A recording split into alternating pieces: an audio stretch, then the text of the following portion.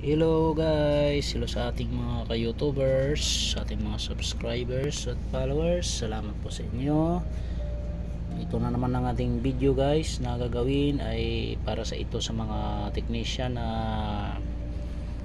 naghahanap pa ng kaunting kaalaman gaya ko guys.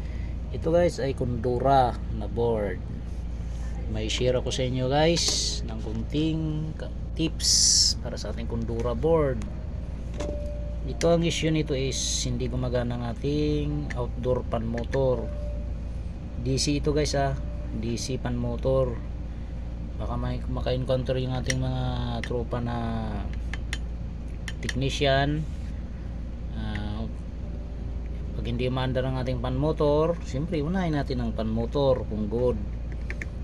Pag good ang ating pan motor, ayaw mandar, i-check natin yung IPM natin ito likod nito. Tapos yung ating mga resistor. Ang problema nito guys, pakita ko sa inyo turo ko na sa inyo. Ayan, lagyan natin ilaw. Yan, ito guys yan, ito itong dalawang resistor na to. Yan, ang value niyan is 100 ohms. Yan, dalawa na yan.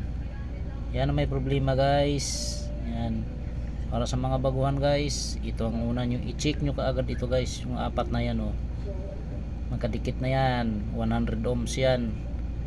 Yan madalas bumibigay sa mga ganitong board pag ayaw mandar ni pan motor.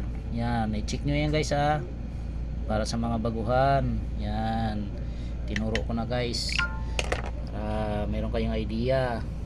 Pag sa mga DC lang naman yan guys, testingin natin kung umiikot na siya. Yan, ayan guys, mandar ka agad standby ka agad ang ating board. Ayan guys, umikot na siya Ang problema na ito lang guys, outdoor pan motor hindi gumagana. Okay na siya guys, at salamat sa Diyos.